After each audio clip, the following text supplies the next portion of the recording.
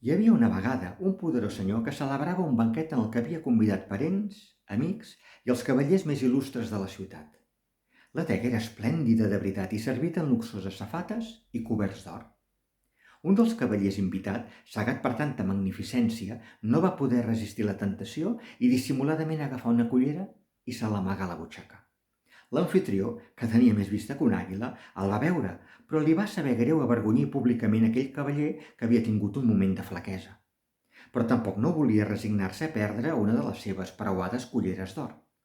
Aleshores, sense dir res, i també de manera dissimulada, agafà una cullera i se l'amagà a la seva butxaca. Quan el banquet va acabar i arribà el moment de recollir-ho tot, un dels criats trobà a faltar les dues culleres i va anar a comunicar-ho a l'amfitrió. Llavors, el poderós senyor li va dir que ell mateix n'havia agafada una per veure si els criats feien bé la seva feina i que aquell altre cavaller havia fet el mateix i li donaria l'altra cullera. I vet aquí un gos i vet aquí un gat, aquest conte curt s'ha acabat.